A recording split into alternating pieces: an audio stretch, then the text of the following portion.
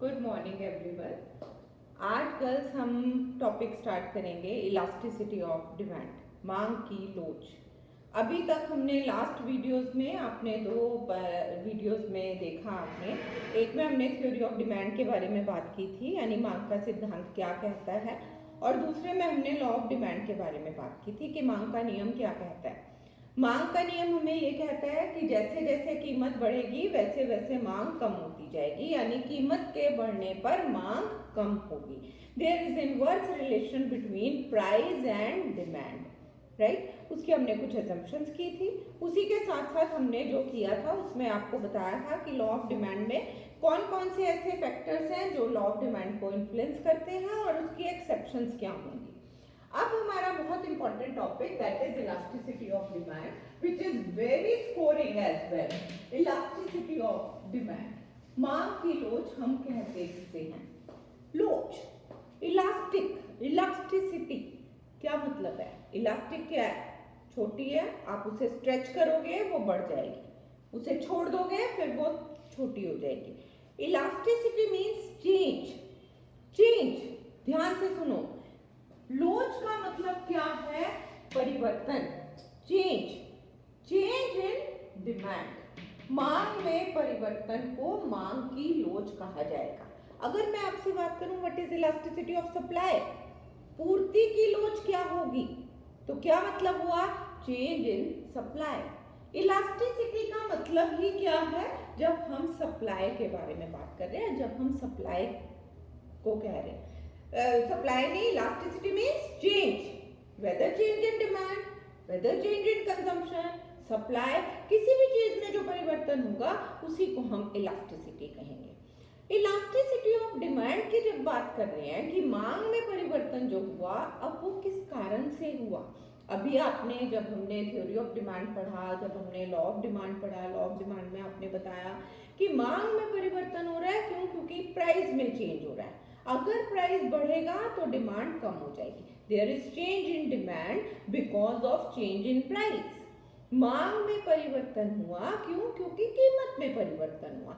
अगर आपको इस तरीके से हम जो सप्लाई डिमांड में चेंज की बात कर रहे हैं उसी को हम इलास्टिसिटी ऑफ डिमांड कहेंगे। अब इलास्टिसिटी ऑफ डिमांड जो मैंने अभी कहा कि हमारा ये 3 प्रकार का हो सकता है, यानी इसको हम 3 टाइप्स में डिवाइड करते हैं। एक आपका हो गया प्राइस इलास्टिसिटी ऑफ डिमांड, यानी कीमत मांग की लोच।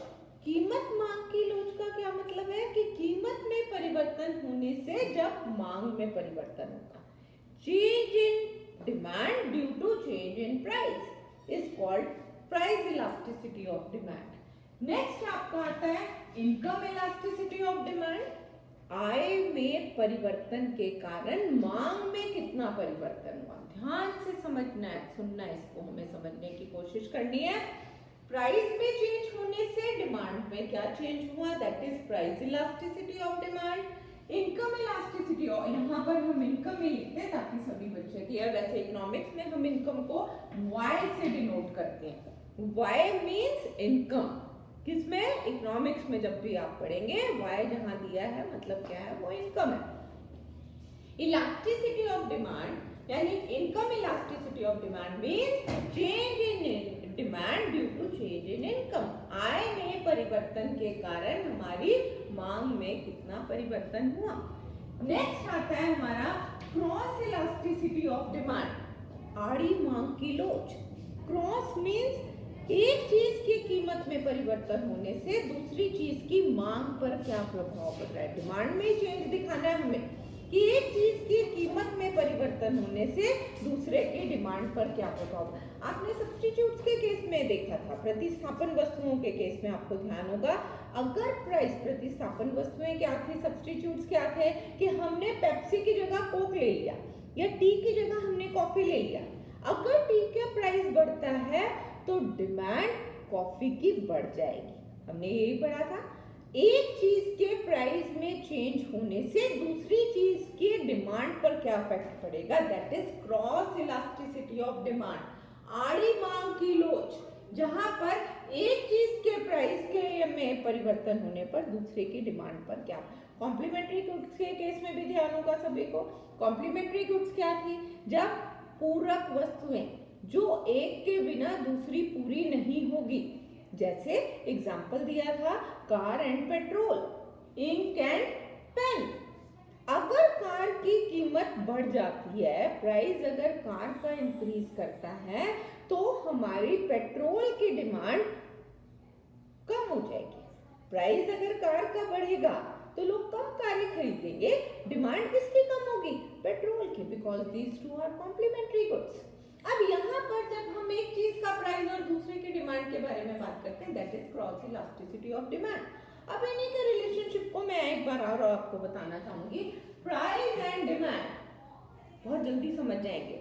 अगर प्राइस इंक्रीज करता है तो डिमांड कम हो जाएगी, that is change in demand, right? If change in demand price is greater than change in demand, या प्राइस में ज्यादा चेंज होगा, डिमांड में कम चेंज होगा, या फिर वाइस वर्सा कि हमारा प्राइस में ज्यादा चेंज होगा या डिमांड में। कितना चेंज हो रहा है? We are not talking about this. हम सिर्फ क्या कह रहे हैं? प्राइस इलास्टिसिटी ऑफ डिमांड क्या कहता है? प्राइस में बढ़ने पर डिमांड कम हो जाएगी, राइट? डिमांड में किसके अनुसार परिवर्तन हुआ? प्राइस के अनुसार परिवर्तन हुआ। प्राइस अगर बढ़ेगा तो डिमांड कम हो जाएगी, और अगर प्राइस कम होगा तो डिमांड बढ़ जाएगी। Is it clear? Price elasticity of demand.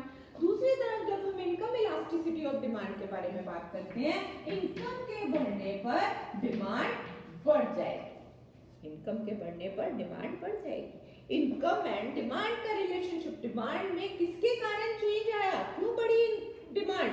क्यों? क्योंकि इनकम बढ़ गई। लेकिन यहाँ पर भी आपको मेरे ख्याल मैंने बताया था कि अगर हमारी इनकम बढ़ती है, लेकिन अगर लग्जरी गुड्स के बारे में हम बात करेंगे तो इनकम के बढ़ने पर हमारी डिमांड बढ़ जाएगी लग्जरी गुड्स के केस में। नॉर्मल गुड्स के केस में क्या होगा? इनकम चाहे बढ़े चाहे इनकम कम हो, हमारी नॉर्मल गुड्स में प्राइस अगर इनकम बढ़ेगी तो हमारी डिमांड बढ़ भी सकती है और कम भी हो सकती है। ये हमारी जरूरत पर डिपेंड करेगा। और नेसेसिटीज के केस में इनकम चाहे कितनी भी क्यों ना बढ़ जाए, हमारी डिमांड में कोई चेंज नहीं आएगा। क्यों? क्योंकि नेसेसिटीज वो तो हमें खरीदनी है, इनकम चाहे कम हो और चाहे वो हमारी इनकम ज्यादा हो, हर जगह रिलेशनशिप अलग हो जाएगा। लेकिन नॉर्मली जब हम बात करते हैं इनकम एंड डिमांड की, तो इनकम के बढ़ने पर डिमांड हमारी बढ़ जाती है। दूसरा आता है क्रॉस इलास्टिसिटी ऑफ डिमांड। अभी मैंने बताया एक का प्राइस और दूसरे की डिमांड, दूसरे प्रोडक्ट की डिमांड। यहाँ पर अगर प्राइस ऑफ कॉफी अगर इंक्रीज करेगा, कॉफी का प्राइस अगर बढ़ेगा तो डिमांड फॉर टी वो बढ़ जाएगी, टी की डिमांड बढ़ जाएगी। सब्स्टिट्यूट्स हैं, एक की जगह हम दूसरे का इस्तेमाल कर सकते हैं। प्राइस अगर कॉफी का बढ़ेगा तो चाय की डिमांड हम बढ़ा देंगे। लेकिन अगर प्राइस कार का बढ़ेगा तो डिमांड ऑफ पेट्रोल की डिमांड कम हो जाएगी, क्योंकि कार ज्यादा लोग नहीं खरीदेंगे। यहाँ पर इनवर्स रिलेशनशिप है in case of complementary goods, और अगर हम बात करते हैं सब्स्टिट्यूट्स की तो दोनों में समान संबंध हमें देखने को मिलता है। मेरे ख्याल ये सभी को क्लियर होगा कि हमारे 3 types of elasticity of demand क्या है। अब हम 1 बाय 1 इन सभी को पढ़ेंगे और समझने की कोशिश करेंगे। लेकिन हमारे सिलेबस में जो बहुत ज्यादा इंपॉर्टेंस रखता है वो आपका है price elasticity of demand. Income elasticity of demand obvious है, हमने जो बताया वो आप बताएंगे। Cross elasticity of demand substitutes and complementary goods दोनों के बारे में बताएंगे। अब हम सबसे पहले बात करेंगे प्राइस इलास्टिसिटी ऑफ डिमांड की। कीमत मांग की लोच हम किसे कहते हैं, जरा ध्यान से सुनना और समझने की कोशिश करेंगे। First of all price elasticity of demand, हम सबसे पहले बात करेंगे degrees of price elasticity of demand की। क्या बात करेंगे? Degrees of price elasticity of demand. श्रेणियां क्या क्या है कीमत मांग की लोच की? इसको हम 5 पार्ट्स में डिवाइड करते हैं, 5 पार्ट्स में डिवाइड करते हैं और इनको हम ध्यान से सुनने और समझने की कोशिश करेंगे। Right? Elasticity of demand is equal to 0, elasticity of demand is greater than 1, elasticity of demand is less than 1, elasticity of demand is equal to 1, elasticity of demand is equal to infinity। 5 भागों में हमने इसे बांट दिया। First, elasticity of demand is equal to 0, greater than 1 भी हो सकता है, लेस देन 1 भी हो सकता है, 1 के बराबर भी हो सकता है और इंफिनिटी तक भी जा सकता है, यानी कि अनंत तक भी मांग में परिवर्तन हो सकता है, राइट। अब यहाँ पर हम जो बात करेंगे, हम दो पार्ट्स में, इसके इन पांचों को हम दो पार्ट्स में डिवाइड करते हैं। कुछ एक्सट्रीम सिचुएशन है, एक्सट्रीम सिचुएशंस है, राइट, और कुछ जो है एक्सट्रीम मतलब क्या है, जिसमें हम कहते हैं कि जो है चरम सीमा पर पहुंच सकती है। एक्सट्रीम को हम हिंदी में क्या कहेंगे, एक्सट्रीम सिचुएशन, यानी अंतिम सीमाएं हैं। हाँ, अब एक तो ये हो गया और दूसरा हो गया नॉर्मल सिचुएशंस। जरा ध्यान से सुनना, एक्सट्रीम सिचुएशंस की जब आप बात करेंगे तो आपका क्या है, elasticity of demand is equal to 0 या elasticity of demand is equal to 1। 0 और इंफिनिटी, सॉरी इंफिनिटी, 0 और इंफिनिटी ये हमारी चरम सीमाएं हैं, अंतिम सीमाएं हैं, इसके बाद कुछ भी नहीं। 0 से कम नहीं हो सकता, नेगेटिव नहीं हो सकता, और अनंत तक है वो तो कहीं पर भी जाएगा, उसका कोई लिमिट ही नहीं है, राइट। तो ये हमारी एक्सट्रीम सिचुएशंस है। नॉर्मल सिचुएशंस क्या होंगी, जब elasticity of demand is equal to 1 होगा, ग्रेटर देन 1 होगा या लेस देन 1 होगा। जो तीन है ये हमारी नॉर्मल सिचुएशंस है। जरा मैं इन पांचों को पहले आपको एक कंबाइंड फिगर प्लॉट करके दिखाती हूँ, ताकि सभी बच्चे आसानी से समझ सके कि हम क्या कहना चाह रहे हैं, आपको जरूर समझ में आएगा। यहाँ 1 बाय 1 हम इन्हें एक्सप्लेन करते हैं, एंड में हम इसका दोनों बातें, एक्सट्रीम सिचुएशन और नॉर्मल सिचुएशन दोनों को बताएंगे। सबसे पहले हम बात करते हैं इलास्टिसिटी। अब मैं इन 5 फिगर्स को आपको एक साथ प्लॉट करके दिखाऊंगी, ताकि आप इनमें डिफरेंस अच्छे से समझ सके कि हम डिफरेंस क्या करना चाह रहे हैं। Elasticity of demand is equal to 0, elasticity of demand is equal to 1, elasticity of demand is greater than 1, elasticity of demand is less than 1, elasticity of demand is equal to infinity। ये 5 situations हमारी हो सकती हैं। जरा ध्यान से समझने और सुनने की कोशिश करेंगे। सबसे पहले हम बात करेंगे elasticity of demand is equal to 0, 0 के बराबर है। 0 का मतलब क्या है, ध्यान से सुने, elasticity of demand is equal to 0, मतलब change in demand is equal to 0, मतलब मांग में परिवर्तन 0 के बराबर है। This means there is no change in demand, मांग में कोई परिवर्तन नहीं हुआ। प्राइस चाहे कम हो, प्राइस चाहे ज्यादा हो, but demand remains constant, no change in demand, मांग में परिवर्तन 0 है। इलास्टिसिटी ऑफ डिमांड किसे कहते हो, मांग में परिवर्तन, किसके बराबर है, 0 के बराबर है। इसी को हम क्या कहेंगे, प्राइस बढ़े चाहे प्राइस कम हो, लेकिन डिमांड में कोई भी चेंज नहीं होगा। अब इसी को हम टेबल और इसी का हम फिगर प्लॉट करेंगे। प्राइस है और ये डिमांड है, प्राइस बढ़ रही है but there is no change in demand, demand remains constant, demand में कोई चेंज नहीं हो रहा है, दिखाई दे रहा है मेरे ख्याल सभी को, no change in demand, price बढ़ता जा रहा है, there is constant relation between the two, दोनों में किसी भी तरह का कोई चेंज हमें देखने को, डिमांड में कोई चेंज देखने को नहीं मिलता। अब इसी को हम फिगर में प्लॉट करके दिखाएंगे। अब फिगर जरा देखेंगे कि पांचों फिगर्स यहाँ प्लॉट कर लो, 2 3 4 और ये फर्स्ट। यहाँ पर हमने क्वांटिटी डिमांडेड लिया और यहाँ पर हम प्राइस लेंगे। कैसे बनाएंगे, प्राइस ओपी होने पर डिमांड ओपी है, राइट।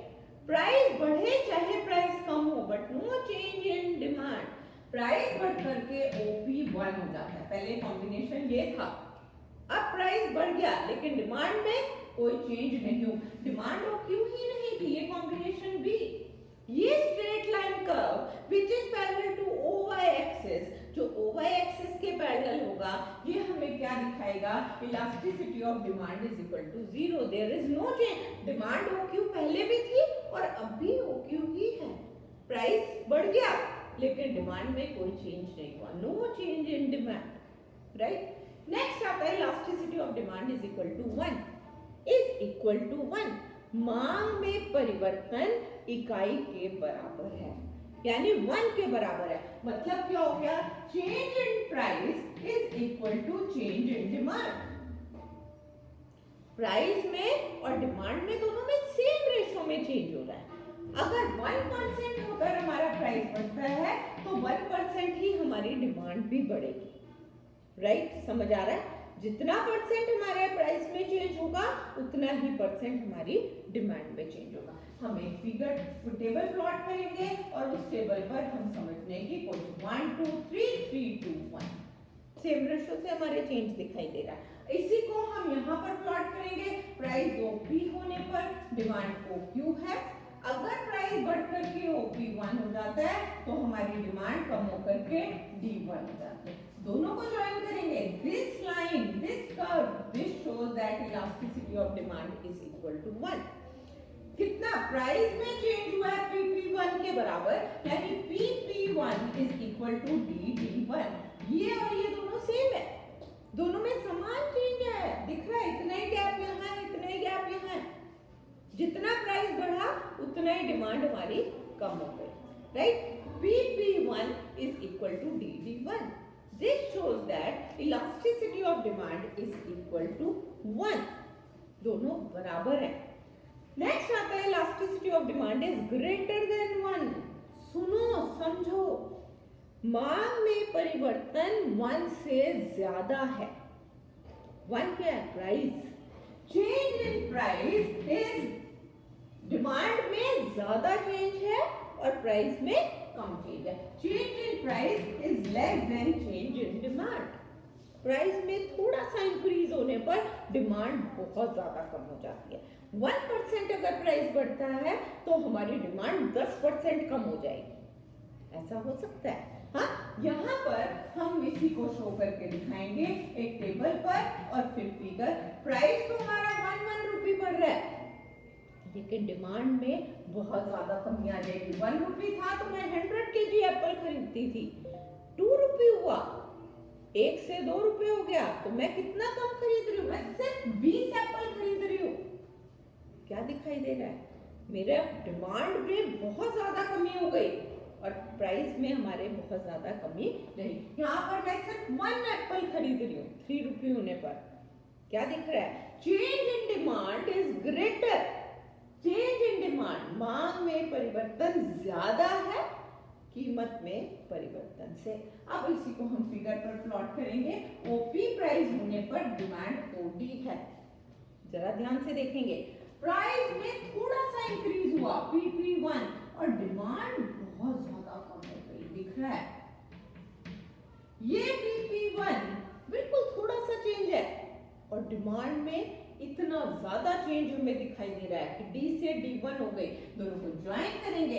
एक ये स्ट्रेट कर्व जो एक लेटा हुआ कर्व है, फ्लैटन कर्व है। This shows that elasticity of demand is greater than 1। इकाई से अधिक है। बिल्कुल आपका क्लियर फिगर होना चाहिए जिसमें दिखना चाहिए प्राइस में थोड़ा चेंज है और डिमांड में ज्यादा चेंज है।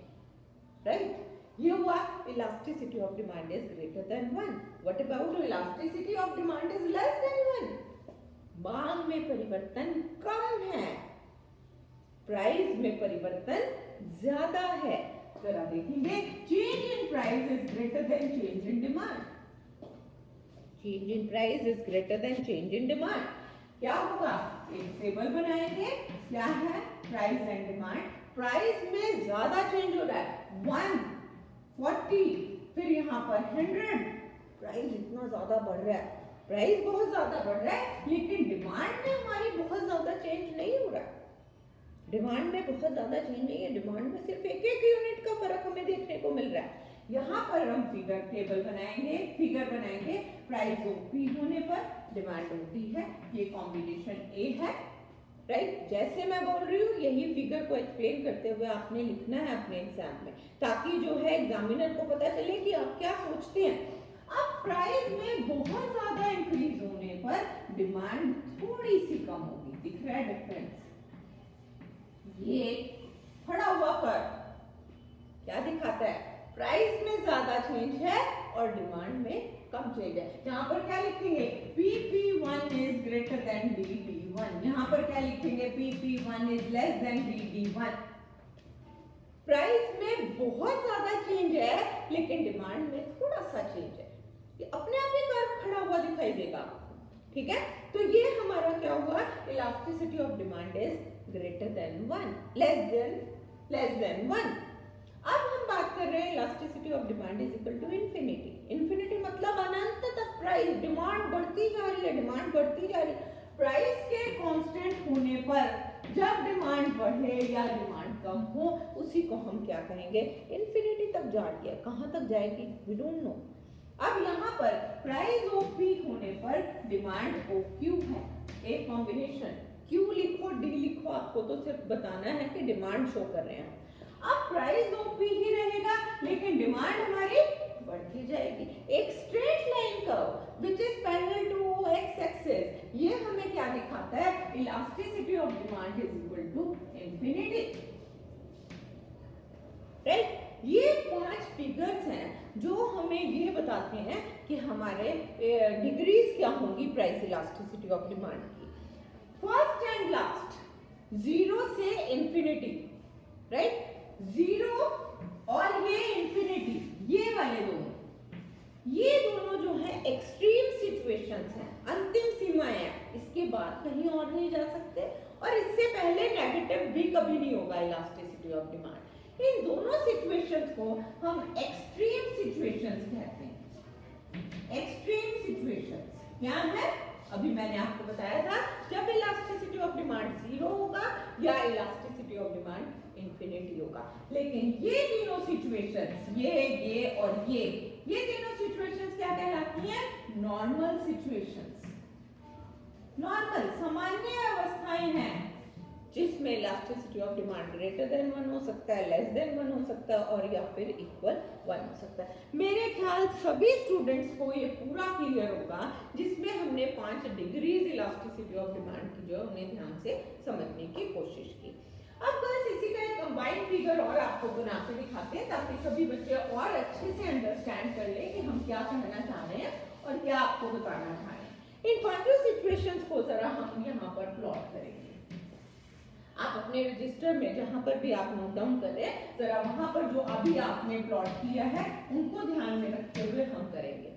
ये क्या है, एक parallel to O X axis curve क्या दिखाया था, elasticity of demand is equal to infinity, infinity तक था लास्ट में कर्व हमने जो बनाया था, उसमें डिमांड में चेंज हो जा रहा है but there is no change in price.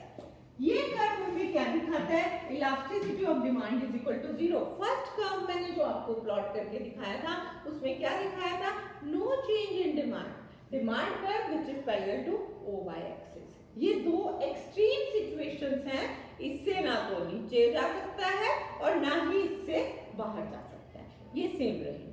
अब इसके बीच की अवस्थाएं देखेंगे, ये सेंटर में तो जो कर्व बना that is elasticity of demand is equal to 1 के बीच में है, बिल्कुल बीच में लेंगे।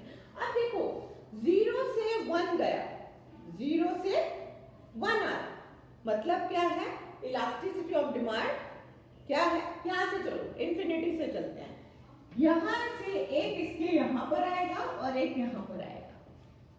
इंफिनिटी से 1 की तरफ आ रहा है, मतलब क्या है, कम हो रहा है। इंफिनिटी तो 1000 भी हो सकता है, 10,000 लाख कुछ भी हो सकता है। यहाँ पर elasticity of demand is less than 1 होगा। अभी आपने जो फिगर बनाया था वो लेटा हुआ कर्व मैंने आपको बताया था, वो ये लेटा हुआ कर्व है। ये खड़ा हुआ कर्व क्या दिखाता है, elasticity of demand is greater than 1, मांग में परिवर्तन ज्यादा है। तो ये हमारे पांचों कर्व्स जो हैं आपको इस तरीके से, यानी आप बनाने की जरूरत नहीं है, आपको वो इंडिविजुअली सारे कर्व्स जो है प्लॉट करके दिखाने हैं। बीच वाली तीनों सिचुएशंस जो है हमारी क्या कहलाती हैं, हमारी नॉर्मल सिचुएशंस कहलाती हैं और फर्स्ट एंड लास्ट आपकी एक्सट्रीम सिचुएशंस कहलाती हैं। नाउ वी अब हम पॉइंट पर आते हैं। ये तो था आपका degrees of elasticity of demand. अब हम बात करते हैं आपका क्या होगा, measurement of elasticity of demand. सारे मेजरमेंट्स हम नहीं करेंगे, आज हम सिर्फ इतना ही करेंगे। मेजरमेंट्स हम कल करते हैं, आज के लिए हम इतना छोड़ते हैं ताकि सभी स्टूडेंट्स इतना होमवर्क करके आ सकें, और कल हम मेजरमेंट्स इसके इलास्टिसिटी ऑफ डिमांड के करेंगे ताकि सभी बच्चे आराम से इसे अंडरस्टैंड कर सकें। Okay, thank you.